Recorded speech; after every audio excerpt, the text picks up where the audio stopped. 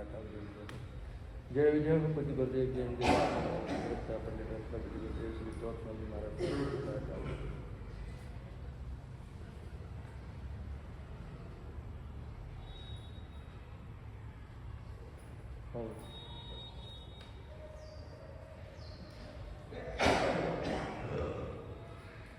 अरिहंत नमो श्री से नमो आचार्य नमो बधाय नमो सब संतन को कर जोड़ नमो पांचो पद गोत्री काल नमो सब पाप रे भवताप रे मंगलिक करे आनंद करे परतम मंगलिक उत्तम मंगलिक यो चौतमल अरवार नमे यो चौतमल अरवार नमे।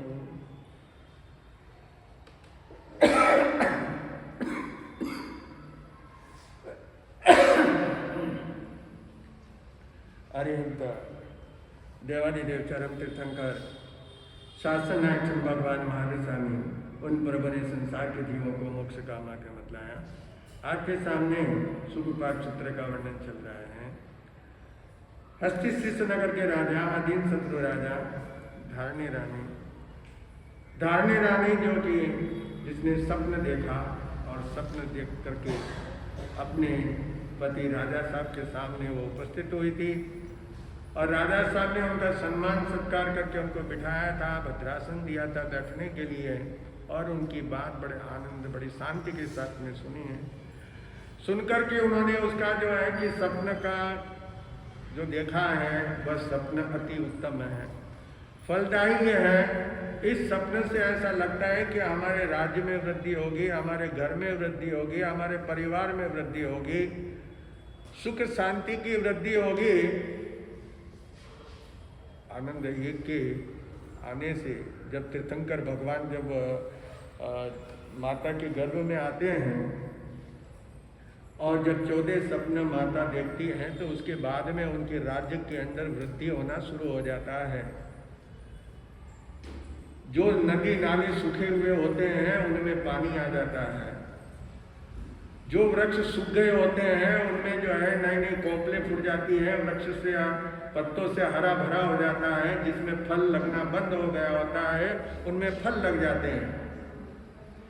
प्रकृति एकदम चेंज हो जाती है। यहाँ तक कि जो व्यक्ति पांव से चल नहीं सकता वो दौड़ने लग जाता है, जिनको आंखों से दिखाई नहीं देता है वो आंखों से देखने लग जाते हैं, जिनको कानों से सुनाई नहीं देता है वो कानों से सुनने लग जाते हैं। ये सब किसका प्रभाव होता है?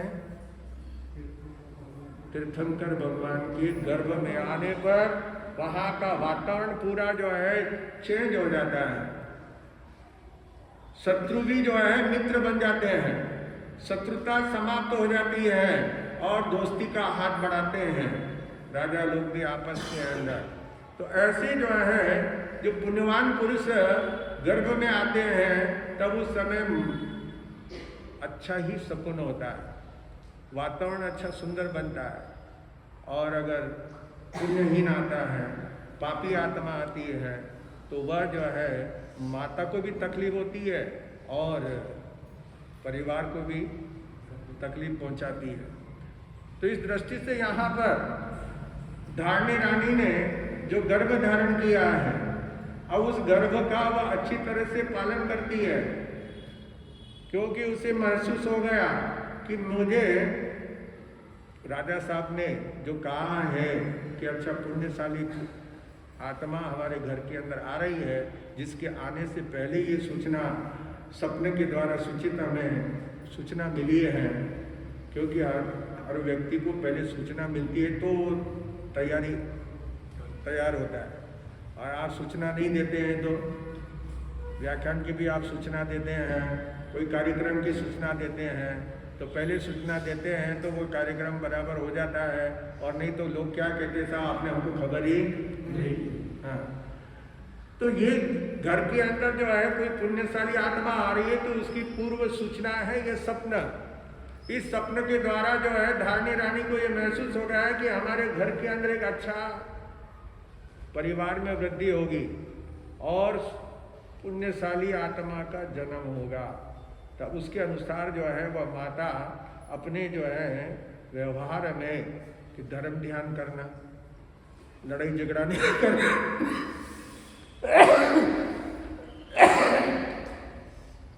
ज्यादा लड़ाई झगड़ा नहीं करना, है ना, आपस में तो मैं मेरी। वो तो रानी तो वैसे ही बहुत ही शांत सुशील थी, संस्कारित रानी है, वो तो कभी लड़ाई झगड़े का काम ही नहीं है। वो तो अपनी सभी रानियों के साथ में बड़े ही प्रेम प्यार के साथ में अपना समय व्यतीत करती हैं।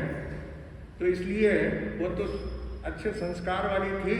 लेकिन फिर भी यहाँ पे शास्त्र जो है ये कह रहे हैं कि रानी ने अपने गर्भ का अच्छी तरह से पालन करने के लिए नित्य नियम करना है, स्वाध्याय करना है, भगवत चिंतन करना है, ध्यान करना है, साधना करना है, जिसके द्वारा आने वाला शिशु अच्छे संस्कार लेकर के जन्म ले। अच्छे संस्कार जो होते हैं तो वो पहले माता पिता से ही प्राप्त होते हैं।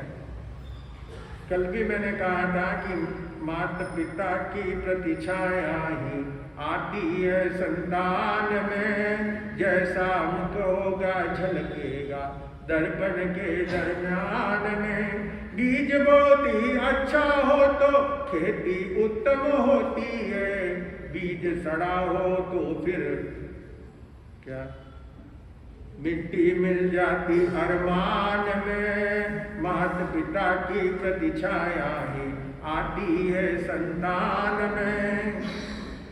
बीज अगर अच्छा होता है, जिस बीज के गुण लगा हुआ नहीं होता है, गुण लगा नहीं, कीड़ा लगा हुआ नहीं हो, खड्डा हो जाता है। आप देखिए केर है, मूंग है, चना है, उनमें जो है कीड़ा लग जाता है। डब्बे में रखते ना ला करके, उसके जो छेद हो जाता है तो वो सब खाने के योग्य नहीं होता है। वो उसके कीड़ा लग गया है, गुण लग गया है, वो खराब हो गया है। तो अब वो अनाज जैसी जो अगर खराब अनाज है जिसके गुण लगा हुआ है, उसके छेद हो गया है, उसको अगर बीज के रूप में डालेंगे जमीन के अंदर तो वो उगने वाला, क्योंकि वह सड़ गया है, खत्म समाप्त हो चुका है। तो अच्छा बीज होता है तो खेती उत्तम होती है, और सड़ा गला अगर है तो मिट्टी मिल जाती है अरमान में। जो अरमान होता है किसान का मन के अंदर बड़ी एक उत्साह होती है, उत्साह होता है, उमंग होती है कि बढ़िया खेती होगी, अनाज अच्छा उत्पन्न होगा और मेरे को अच्छी कमाई होगी। लेकिन अगर वो सड़ा हुआ दाना है तो उसकी सारी अरमान मिट्टी में मिल जाते हैं। इसी तरह से जो है माता पिता के अच्छे संस्कार अगर पुत्र के अंदर आते हैं, संतान के अंदर, तो वो आगे जाकर के अच्छा नाम कमाते हैं। और अगर संस्कार उसको नहीं दिए जाते हैं तो फिर आगे जाकर के क्या कहते हैं कि धन वैभव पद पायो ऊंचो, नहीं बोलन का ढंग। हाट हवेली भरिया खजाना, भोगण वालो नाय। बाटो बाटो देव बनावे, पुत्र के बिना झूरे। माय सुखी न मिलियो एक रे, मैं तो ढूंढो रे सहु जग। माय सुखी न मिलियो एक रे। धन संपत्ति हो, वैभव हो, सब कुछ हो, लेकिन जो है संतान नहीं होता है तो तकलीफ होती है। और संतान हो जाती है वो बराबर नहीं होती है संतान तो भी क्या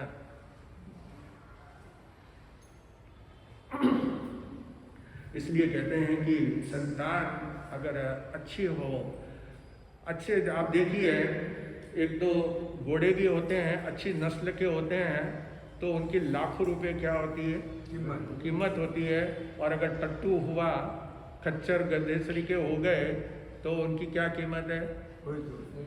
कुवैत के जो घोड़े आते हैं, आप ये कभी रेस देखते होंगे टीवी के अंदर, है ना, घोड़ों की रेस होती है, घोड़े तेजी के साथ में दौड़ते हैं, वो एक एक घोड़े लाखों रुपए का एक एक घोड़ा होता है। और उन घोड़े के ऊपर जो है उनकी चाल के वजह से कि वो तेजी से दौड़ते हैं, कौन जीता सकता है, उसके ऊपर लाखों रुपए क्या लगाते हैं, सट्टा लगाते हैं, जुआ खेलते हैं, है? और उनको रहने खाने पीने का भी बहुत एसी में रखते हैं उनको। घोड़ों को जो है ना गर्मी में बाहर नहीं बांधते, हाँ, एसी के अंदर। उनको एक स्टेट से दूसरे स्टेट में मैदान में ले जाना होता है तो एसी की गाड़ी में, एक गाड़ी के अंदर एक या दो ही घोड़े जाते हैं, क्यों भर करके नहीं जाते हैं। जिस तरह से दूसरे गाय भैंस बैलों को जैसे गाड़ी में भर करके लेके जाते हैं ना, बकरे वगैरह, ऐसे भर करके नहीं जाते हैं। उनकी बहुत ही जो खाने पीने का वगैरह का पूरा जो है ध्यान रखा जाता है, उनकी रोजाना मालिश होती है। जब भी तो वो कमाई करके देते हैं, लाखों रुपए की करोड़ों रुपए की कमाई देता है वो घोड़ा, जिसकी वजह से उसकी जो है कीमत ज्यादा होती है। तो इसलिए कहते हैं कि नस्ल, अच्छा नस्ल का घोड़ा होता है तो वह बहुत नाम भी कमाता है। अब देखिए आपने मेवाड़ के महाराणा प्रताप का जो है घोड़ा था, कौन सा, चेतक घोड़ा, जिस घोड़े ने अपनी जान देकर के अपने मालिक की रक्षा की, स्वयं मर गया। कितने ऊपर से जो है हल्दी घाटी के ऊपर जो है खाई के अंदर जो है उसने घबराया नहीं, डरा नहीं, कूद गया। किसको बचाने के लिए, महाराणा प्रताप जो घायल थे, बेहोश थे, उनको जो है बचाने के लिए उसने अपने प्राण कुर्बान। तो आज जगह जगह के ऊपर घोड़े का जो है ना, चेतक के नाम का जो है ना सर्कल होता है, उदयपुर में देखा ही होगा आपने, उसका फोटो लगा हुआ है, महाराणा प्रताप उस पर बैठे हुए होते हैं। तो ये अच्छी नस्ल का जो होता है तो दुनिया उसको क्या करती है, याद करती है। तो इसी तरह से अगर जब बच्चा संस्कारित होता है, माता पिता के अच्छे संस्कार उसको मिलते हैं, तो आगे जाकर के वो अपना नाम कमाता है, तो साथ में माता पिता का नाम भी होता है। तो यहाँ पे महारानी धारणी देवी ने इस ज्ञाता सूत्र के अंदर ही मेघ कुमार का, ज्ञाता सूत्र जो है हमारा है शास्त्र, उसके अंदर मेघ कुमार का वर्णन किया गया है। उसी के अनुसार यहाँ पे समझ लेना, ऐसा कहा है तो मैं, लेकिन मैं आपको खुलासे से बता रहा हूँ कि बच्चे का यानी गर्भस्थ शिशु का अच्छी तरह से पालन करते हुए जब 9.25 महीने, 9 महीने 9.25 महीने पूर्ण होते हैं, उसके पहले दूसरे तीसरे महीने के अंदर भावड़ आने की इच्छा होती है, मन के अंदर कुछ खाने पीने की, घूमने फिरने की, मौज करने की, किसी की दान देने की इच्छा होती है। मैंने कहा था अभय कुमार जब गर्भ में था तो नंदा रानी के मन में क्या आया कि मैं हाथी पर बैठ करके जो है क्या करूं, दान दूं।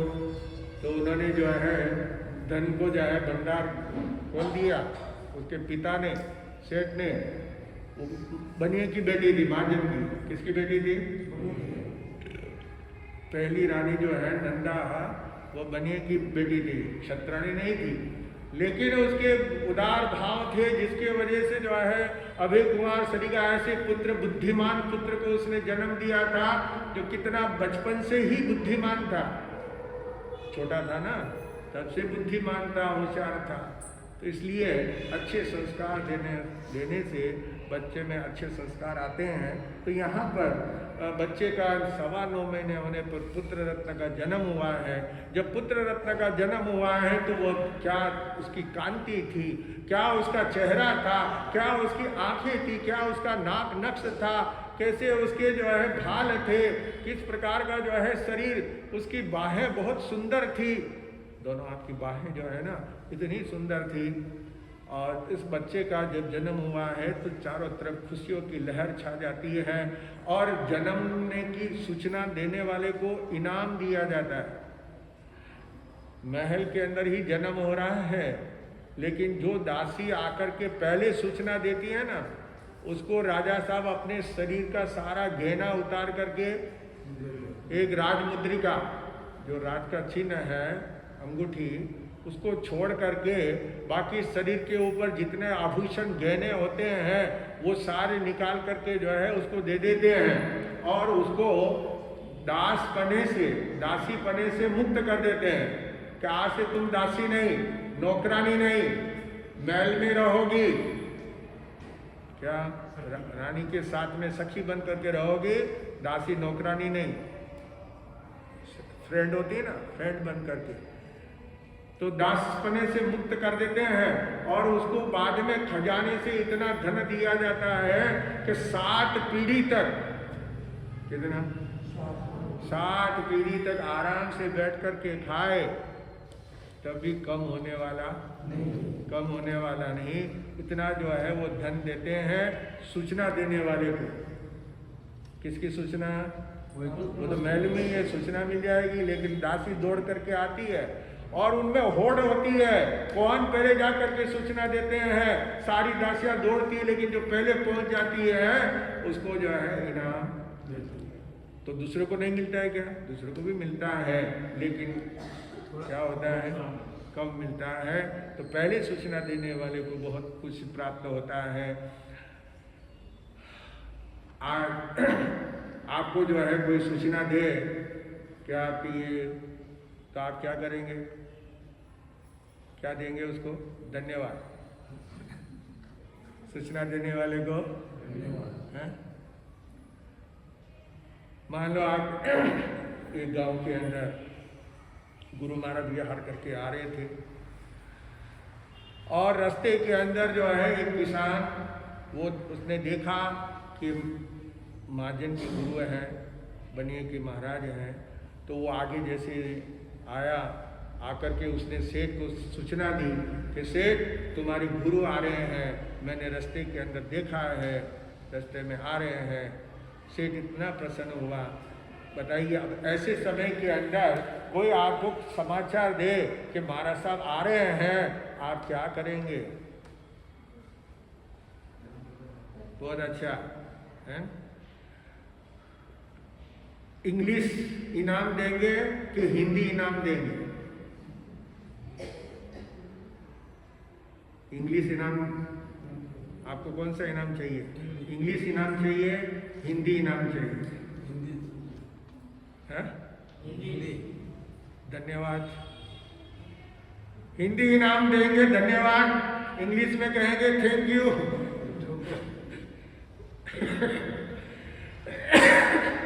लेकिन वो सेठ ने जिसको ये कहा कि तुम्हारे महाराज आ रहे हैं, उसने उस किसान को अपने पास में बिठाया, उसका खाता निकाला और उसको कहा तेरा कितना लेना देना बाकी है ना? वो पूरा पेश फाड़ करके अलग कर दिया। आज से तेरा कोई हजारों लाख रुपए का था कर्ज उसके ऊपर, वो उन्होंने क्या कर दिया? निकाल दिया, पन्ने को पूरा फाड़ दिया। आज से अब नया व्यापार से अपना धंधा शुरू होगा, लेकिन आज दिन तक तुम्हारा न तो ब्याज भरना है न पैसा देना है। तूने आज हमें गुरु महाराज के आने की सूचना दी है। उस खुशी के अंदर जो है उन्होंने उसका सारा कर्जा क्या कर दिया? माफ कर दिया। अपन क्या करेंगे? धन्यवाद, है ना? तो लेकिन जानते हैं कि ये लाखों करोड़ रुपए दे करके भी हमारे गुरु का जो है मिलना बहुत दुर्लभ है। हम गई सगे मिल सकते हैं, आपके गई सगा आपसे मिल सकते हैं, क्योंकि गाड़ी में आना जाना रहता है, लेकिन गुरु महाराज लोग पैदल चल करके आते हैं, तो वो को रोज कहाँ से दूर विराजमान है? तो वो रोज मिलना हो सकता है क्या? लेकिन वो आ रहे हैं और उसकी सूचना देते हैं। सूचना देने वाले को जो है हम कुछ न कुछ ऐसा उपहार दें कि वो जिंदगी भर याद रखेगी, तो दोबारा वो कभी भी साधु को देखेंगे तो वो क्या करेंगे? कि भाई ये इतना मेरे ऊपर कर्जा था, वो इन महाराज की सूचना देने से कर्जा उतार दिया, तो वो गाड़ी में चल रहा होगा तो भी रुकेगा, रुक करके नमस्कार करेगा, वंदन करेगा और आपको सूचना। तो ये है कि शुभ सूचना देने वाले को बहुमूल्य इनाम दिया जाता है। तो यहाँ पे राजा ने बहुत ही इनाम दिया है और इसके साथ ही बच्चे का जन्म महोत्सव मनाया जाता है 10 दिन तक। पूरे हस्तिशिष्ट नगर के अंदर, राज्य के अंदर ये घोषणा करा दी गई कि राजा साहब के घर के अंदर महारानी ने पुत्र रत्न को जन्म दिया है। इस खुशी के अंदर कोई भी माल बेचना नहीं। हा? क्या सूचना? तो क्या करना है? दुकान बंद कर देना? नहीं, दुकान आपकी चालू रहेगी, ग्राहक आएंगे, ग्राहक को आप जो है पैसा लेना नहीं है, उसको जो चाहिए माल चाहिए आप माल उसको दीजिए और उसका जो बिल होता है वो राज खजाने से मिले। हाँ, आपको ग्राहक से कुछ भी पैसा नहीं लेना है। 10 दिन तक उन्होंने इस तरह से राज्य के अंदर ये उत्सव मनाया है। और जब नामकरण का संस्कार का समय आया, क्योंकि बहुत सारी क्रियाएं होती हैं, बच्चे का जन्मने का है ना, उनका जलवा पूजन वगैरह होता है, रोड़ी पूजन होता है, चाट पूजन होता है, बहुत सारी क्रियाएं जो है होती है। चंद्रमा का दर्शन कराया जाता है, चांद सूरज को दिखाया जाता है, उसको खाना खिलाते हैं, तो उसका भी उत्सव। क्या पहला निवाला उसको जो है कौन देता है? बुआ, बुआ बुआ जो है वो खिलाती है। तो हर चीज का क्या होता है? उत्सव होता है।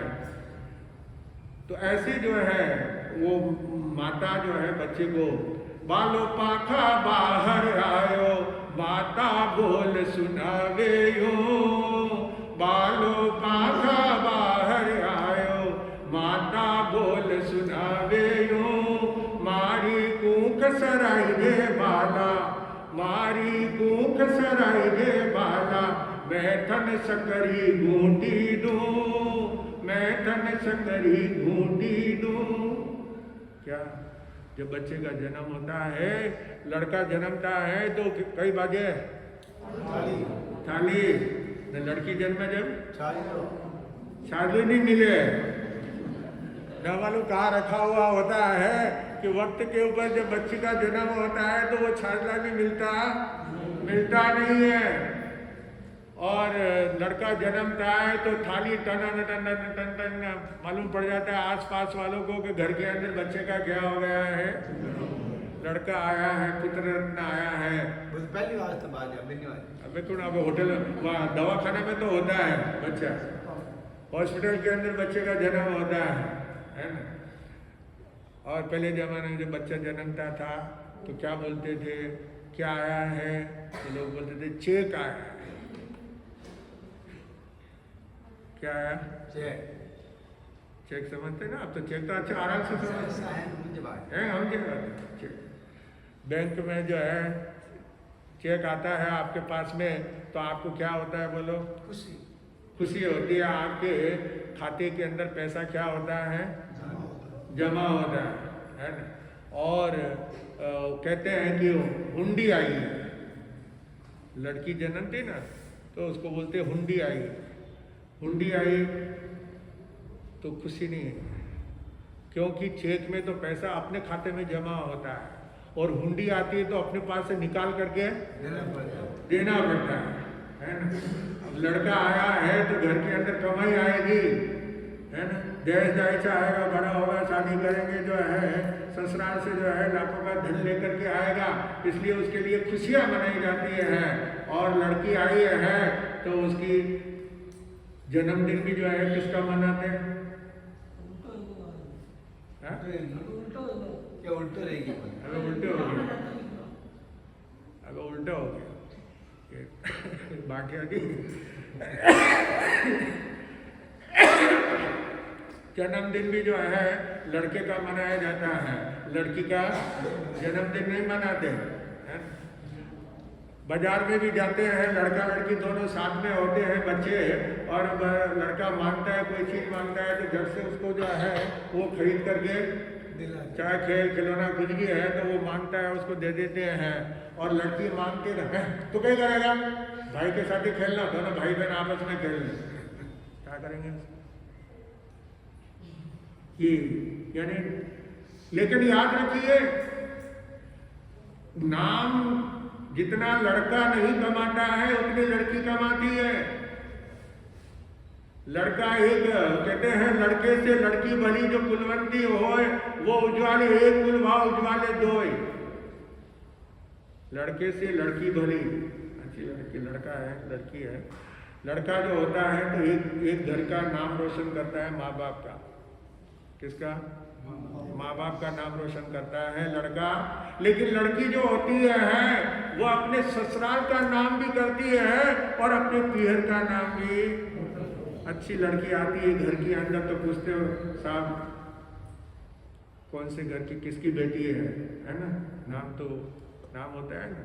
तो इस तरह से दो कुल का नाम रोशन होता है। लड़की को जो है कम नहीं आंकना, बराबर की है। लड़के लड़की में फर्क नहीं मानना चाहिए। लड़के लड़की दो ही, हमारे दोनों आंखें हैं, क्या है, आज लोग जो है ना फर्क मानने लगते हैं, फर्क नहीं मानना चाहिए। चाहे लड़का हो चाहे लड़की हो, दोनों ही हमारी आंखें हैं। बोलो कौन सी आंख अच्छी है कौन सी खराब है, अच्छी है ना, दो ही अच्छी है। तो लड़का भी अच्छा है लड़की भी है, वो अपने को जो है दोनों जो भी आए, क्योंकि लड़की जन्मती है तो कहते हैं साहब लक्ष्मी आई है। लड़का जन्म जब कहीं कहे लक्ष्मी आई बोले, गणेश जी आए।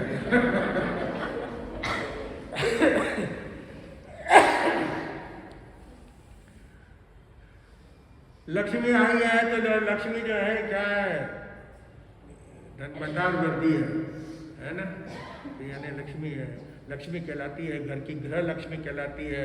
घर की कुल कान कायदा वगैरह निभाने वाली जो है घर की लाज कहलाती है स्त्री। तो इसलिए उसका जो है मान सम्मान में कोई कभी भी कमी नहीं आनी चाहिए, बराबर की वो हकदार है। तो इसलिए यहाँ पे कह रहे हैं कि वो बच्चे का जन्म महोत्सव बड़े धूमधाम से मनाया, और जब 11वें दिन बच्चे का जो है नामकरण संस्कार का दिन आया, पूरी नगर की जनता उपहार देने के लिए वहाँ पे लालायित है, बच्चे को देखने के लिए, और उस बच्चे का क्या नाम रखेंगे राजा साहब ये जानने के लिए वहाँ पे सारे लालायित थे। और बड़े उत्सव के साथ में राजा साहब ने बच्चे का नाम जो है सुबाहु कुमार नाम रखा। ये प्रथम अध्ययन शुक्ल सूत्र का पहला अध्ययन सुबाहु कुमार के नाम से है। अब वह सुबाहु कुमार किस तरह से बचपन उनका व्यतीत होता है, बड़े होते हैं, किस तरह से उनको पढ़ाने के लिए कहाँ तक भेजते हैं, क्या होता है, वो आगे सुनने से पता चलेगा। अपनी बातें ही चरित्र के अंदर बताया था, मणिचूड़ व्यापारी ने अपने पुत्र रतन कुमार को विद्या अध्ययन के लिए भेजा। विद्या अध्ययन करके वो पढ़ लिख करके होशियार हो गया, और उसके साथ ही बाद में और उसे अच्छा चतुर बनाने के लिए जो नगर के अंदर सौभाग्य मंदिर नामक चतुर होशियार चालाक जो वेश्या थी उसके पास में भी पढ़ने के लिए भेजा। वो वेश्याएं सिर्फ धंधा करने वाली नहीं, शरीर बेचने वाली नहीं, लेकिन वो ज्ञान सिखाने वाले, जो उनके पास में जो भी आते थे उनको अच्छा ज्ञान जो है वो क्या करती थी, ज्ञान सिखाती थी। उनके पास में पढ़ने के लिए जो है होशियार करने के लिए भेजा है, जिससे विश्व के अंदर उसका प्रतिष्ठावान बन सके, उसकी जो है नाम हो सके, और संसार के अंदर कहाँ पर कैसे किस तरह से लोग रहते हैं, कैसे कैसे कभी कभी कैसे मुसीबत में फंस जाते हैं, वो आपको आगे देखेंगे, आप मालूम पड़ेगा, वो आगे बुद्धि का चमत्कार पता चलेगा। तो अल्प समय के अंदर यानी थोड़े समय के अंदर ही वहाँ वेश्या के यहाँ पे रह करके उसने अनुभव प्राप्त कर लिया है। और अब वो अपने घर पे आ गया। घर पे आया तो कल मैंने आपको बताया था कि माँ बाप क्या सोचते हैं, बेटा बड़ा हो गया तो क्या करेंगे, दीक्षा देंगे? नहीं, दीक्षा नहीं देंगे। क्या करेंगे? शादी कराएंगे, है ना। तो इसलिए आज सुसंस्कृत कुलवान अच्छे घर की जो है कन्या देख करके उसके साथ में उन्होंने जो है उसका संबंध कर दिया है, क्योंकि अच्छा घर की अच्छे घर की आती है, पढ़ी लिखी समझदार होती है, अनुभव में होता है। मूर्ख सरीकी होए तो घर का क्या कर देती है और बिगाड़ कर देती है। यानी बिना देखे भाले अगर शादी कर देते हैं तो कभी कभी क्या होता है कि एक जगह के ऊपर लड़के की सगाई नहीं हो रही थी तो जैसा भी मिलता है ना, जैसा भी कोई दलाल वगैरह उसको, आजकल जो है ना वो दलाल बहुत होते हैं शादी का, तो वो दलाल को जो है बोला हुआ था तो दलाल ने एक लड़की ला करके खड़ा कर दिया और बता दिया कि लड़की अच्छी है। हाँ जैन नौकार मंत्र सुन बोलो, नौकार मंत्र बोलाया, नौकार मंत्र बोल दिया तो फिर अब क्या चाहिए, हो गया, शादी हो गई। शादी हो गई। अब इधर जो है चौमासा बैठ गया था, आसमान में बादल छाए रहते हैं, शाम का समय था। पहले ज़माने में ज़्यादा ये घड़ियाँ वगैरह भी नहीं होती थी, है ना, तो वो टाइमिंग देखने के लिए उसे बहुत से कहा सासू ने कि बिन्नी जरा ऊपर जाके देखो सूरज कितना, है ना, सूरज की रोशनी कितनी नज़र आ रही है, कितनी ललाई दिखाई दे रही है, कितना ऊंचा बादल के अंदर जो छिपा हुआ सूरज है कितना ऊपर है, क्या है, जरा देख करके आओ। तो वो गई ऊपर और ऊपर जाकर के वापस आकर के कहती है एक कामली डूबे इतना दिन है। क्या बोली? एक कामली कंबल, काला कंबल है ना, वो डूबे इतना दिन है। सासू ने सुना ये कैसे बोल रही है भाई, 15 मिनट दिन है, आधा घंटा दिन है, 1 घंटा दिन है, आधी पोरसी का टाइम है या एक नौकार से जितना सा टाइम है, ऐसा भी बोलती तो मालूम पड़ता, लेकिन वो तो क्या बोली, कामली डूबे जितना। अब वो सासू ने उसको पास में बिठाया और बिठा करके पूछा सच बोल तेरे माँ बाप जैन है? नहीं, वो धनगर लोग होते हैं जो कंबल बनाते हैं ना, कांबले बनाते हैं, वो जाड़े जाड़े कंबल, है ना, ये ऊँट के उलन बाल निकालते हैं ना, ऊँट के हैं, भेड़ के हैं, बकरी के हैं, उनके जो है वो कंबल बनाते हैं। उस जाति की वो थी लड़की। तो मालूम पड़ गया, उन्होंने कहा ये दलाल ने जो है बिना देखे वाले जो है अब क्या कर सकते, आ गई घर के अंदर, है ना। तो इसलिए पहले से सोच समझ करके जो है सारा कार्य किया जाता है। तो यहाँ पे अच्छे घर परिवार देख करके रतन कुमार का जो है विवाह कर दिया है। अब रतन कुमार जो है बड़े सेठ का बेटा है, खूब घूमना फिरना खाना मौज मजा, क्या है कि पैसे की कोई कमी नहीं है और लाड़ प्यार है, एकाएक ही बेटा है ना, एक ही बेटा होता है ना, तो उसका क्या रहता है बोलो, बहुत ज़्यादा लाड़ प्यार होता है। तो बस नए नए कौतुक देखना, घूमना फिरना, बाग बगीचे में जाना, मुंह में जो है पान वगैरह खा करके बढ़िया, अब आजकल जैसे तो बोलते हैं ना भाई टाई वाई लगा करके, चश्मा वगैरह पहन करके, हैं गोगल्स का, और इस तरह से जो है फिटौर बना करना, बाजार में घूमना। तो पहले भी इस प्रकार के जो है लोग घूमते थे, इस प्रकार के जो है बढ़िया कपड़े वगैरह पहना करके जो है, फिर बाल वाल अच्छे बढ़िया तेल वगैरह सेंट वगैरह लगा करके, आजकल जैसे स्प्रे वगैरह करते तो पहले भी सेंट इतर पहले भी लगाते थे, पहले भी इतर आता था, है ना। तो ऐसे जो है वह अपने दोस्तों के साथ में घूमता फिरता मौज मजा करता था। एक दिन जब वो उसी घर के नीचे से निकल रहा था जिस वेश्या के यहाँ पे वो रहा था पढ़ने के लिए, वहां से वो निकला, उसने उस वेश्या को देखा, देख करके आज उसने उस छवि को देखा, उसके रूप को देखा, उसके सौंदर्य को देखा है, और उसके मन में एक विचार उत्पन्न हुआ है कि अगर इसके साथ में मेरा विवाह हो जाए तो बहुत ही आनंद के अंदर मेरा जीवन व्यतीत होगा। इस प्रकार का जो है रतन कुमार के मन में विचार उत्पन्न हो गया। अनोखी जोड़ी हो जाएगी संसार के अंदर, ऐसी जोड़ी जो दुनिया में मिले थोड़ी, है ना।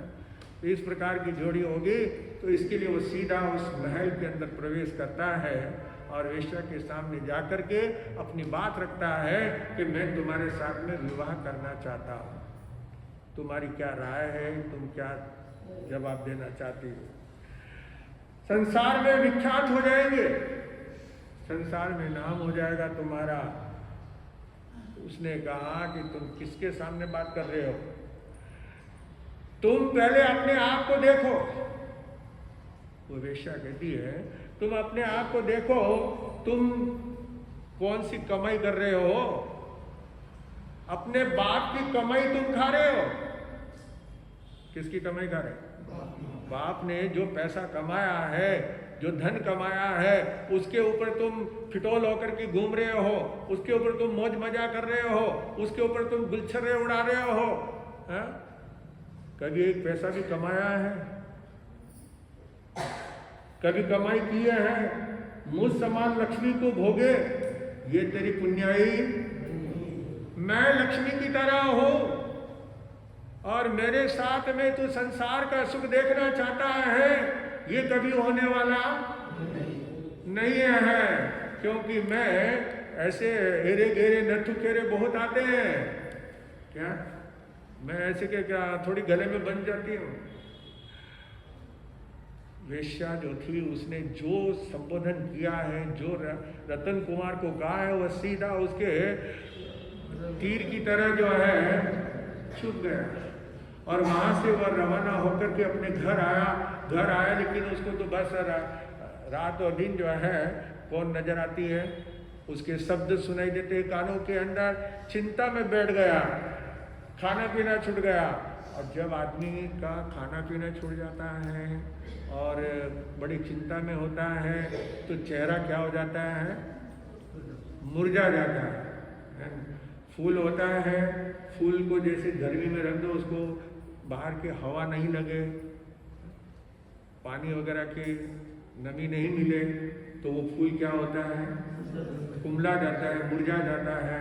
ऐसे ही जो है वह मुरझा गया, एकांत के अंदर बैठ जाता है। जब माता पिता ने पूछा बेटा क्या बात है, क्यों उदास हो, क्या तुमको तकलीफ है, क्या तुमको कष्ट है, या किसी ने कुछ कहा है।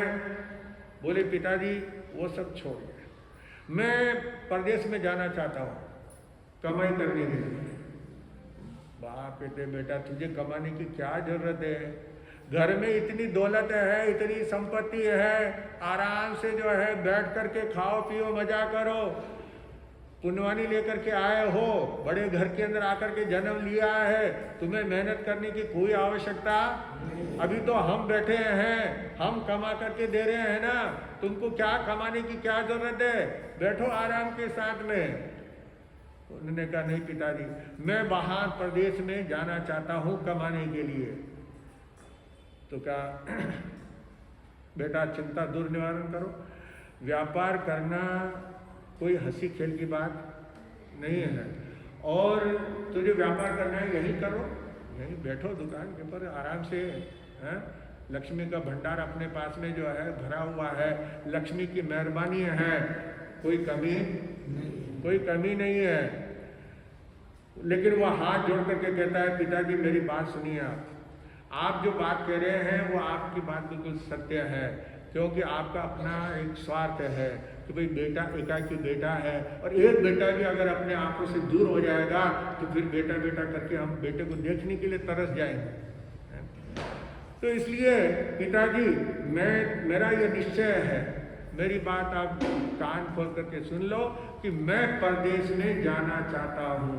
प्रदेश में जा करके मैं कुछ कमाना चाहता हूँ, कुछ होना चाहता हूँ, अपने पाँव के ऊपर खड़ा होना चाहता हूँ। ठीक है भाई। जब बहुत आग्रह किया तब उसके पिता को से मणिचूड़ सेठ को जो है उसकी बात को क्या करना पड़ा, मानना पड़ा। और मान करके कहा ठीक है तुम वाहन सजाओ, तैयारी करो, क्योंकि सामान वगैरह माल बेचने के लिए लेकर के जाना पड़ेगा। तो अब क्या क्या उनको देते हैं, कितना माल देते हैं, किसमें क्या व्यवस्था करते हैं, क्योंकि व्यापार करने के लिए जाना है तो बिना पूंजी के तो व्यापार, कोई भी धंधा करेंगे तो पहले क्या चाहिए, पास में पैसा चाहिए। बिना पैसे के व्यापार नहीं होता है।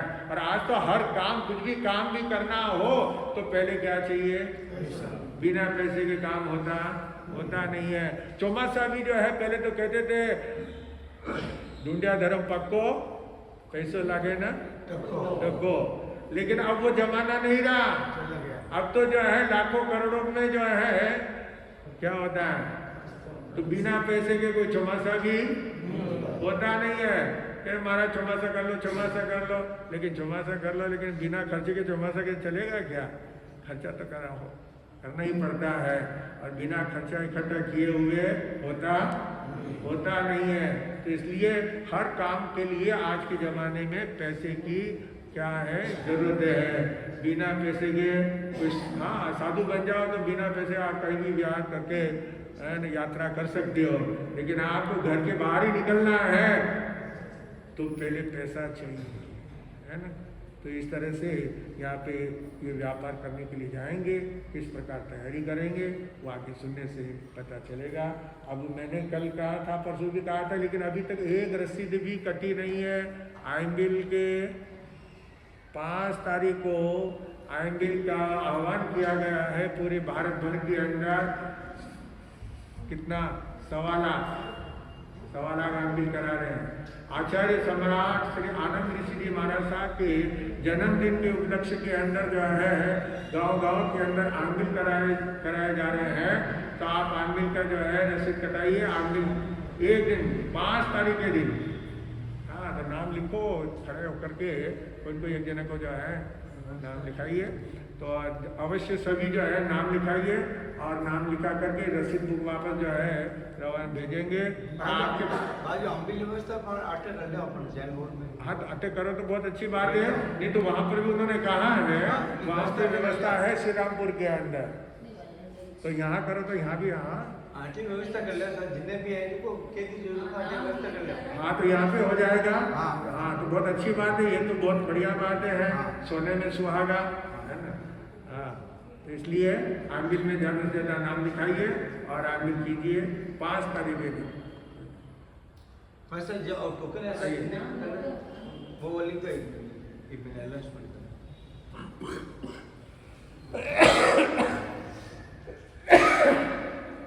परम पूज्य गुरुदेव तरुण तपस्वी विमल मुनि जी महाराज साहब के सुशिष्य स्वर्ण संयम आराधक, जिन शासन प्रभावक, सेवा शिरोमणि, सेवा चक्रवर्ती परम पूज्य गुरुदेव श्री वीरेंद्र मुनि जी महाराज साहब के पावन चरणों में कोटि आप सभी कुछ महत्वपूर्ण सूचना है, कृपया ध्यान दीजिए।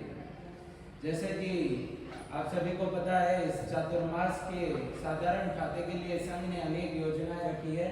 उसमें सबसे कम वाली योजना है 1500 रुपये, जो संघ पूजन का नखरा रखा गया है। जो कोई भी इच्छुक महानुभाव है वे अपना नाम दे सकते हैं, मात्र 1500 रुपये। और एक योजना थी संघ की कि प्रति रविवार को अल्पाहार की व्यवस्था रखना। प्रति रविवार को अल्पाहार की व्यवस्था के लिए मात्र 15,000 रुपये नखरा रखा गया है।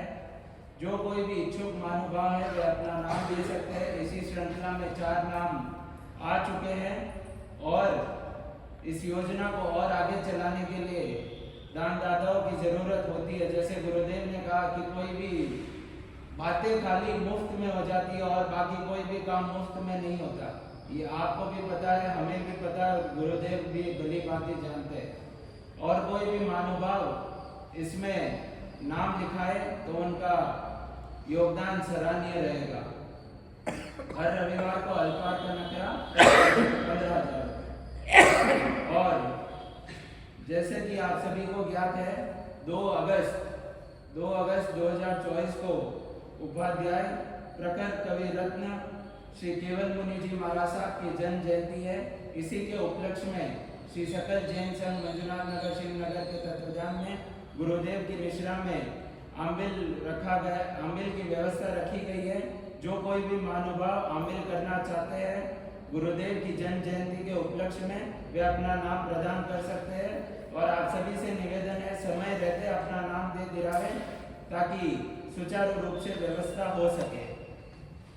और इसी बीच संघ का भी सौभाग्य है कि परम गुरु भक्त श्रीमती शांताबाई लोनिया जिन्हें हम अम्मा जी के नाम से जानते हैं वो आज इस धर्म सभा में पधारे। इनका बहुत बहुत आभार। श्रीमती शांतिबाई लोनिया जो बिलावास के निवासी और यहाँ राजाजी नगर के निवासी है ये पधारे, आपका बहुत बहुत आभार। बाहर से पधारे हुए सभी महानुभावों के लिए भोजन की व्यवस्था जैन भवन उत्तम अंकित विला में चौके में रखी गई है। तो आप सभी से निवेदन है कृपया श्री संघ को आपकी सेवा का मौका जरूर दें। और इस धर्म सभा के बाद प्रवचन के पश्चात संघ की तरफ से प्रभावना रखी गई है। आप सभी से निवेदन है प्रभावना लेकर पधारें। और जैसे कि आप सभी को पता है कि आने वाले रविवार को 4 अगस्त 2024 रविवार को अमावस के महान दिन पर गुरुदेव श्री केवल मुनि जी महाराज साहब और श्री आनंद ऋषि जी महाराज साहब की जन्म जयंती तप त्याग धर्म ध्यान और सामाजिक दिवस के रूप में गुरुदेव की निश्रा में इसी मंडप में मनाई जाएगी। आप सभी से निवेदन है ज्यादा से ज्यादा संख्या में पधारे। जो कोई भी महानुभाव प्रवचन में नहीं आ पा रहे उन तक आप सूचना दे दिलावे। और उस दिन गुरुदेव के प्रवचन और मांगलिक के पश्चात श्रीमान साहब बाबूलाल जी साहब, ललित कुमार जी साहब, कपूर चंद जी साहब, ललित कुमार जी साहब खिवेसरा, संजीवनी मेडिकल वालों की तरफ से, महालक्ष्मी लेआउट वालों की तरफ से अल्पाहार की व्यवस्था है। सभी से निवेदन है ज्यादा से ज्यादा संख्या में पधारें। इसी बीच संघ पूजन में श्रीमती शांतिबाई स्वर्गीय मांगीलाल जी लोनिया परिवार ने अपना नाम लिखा है। बहुत बहुत संघ की तरफ से आपका बहुत बहुत धन्यवाद।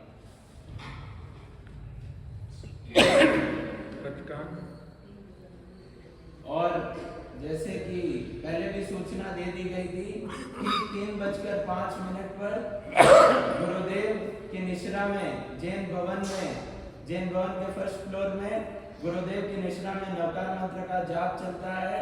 और ठीक 3:20 से 3:30 बजे गुरुदेव के मुखारबिंदों से अत्यंत चमत्कारिक महामांगलिक प्रदान किया जाता है। आप सभी से निवेदन है ज्यादा से ज्यादा संख्या में पधारें।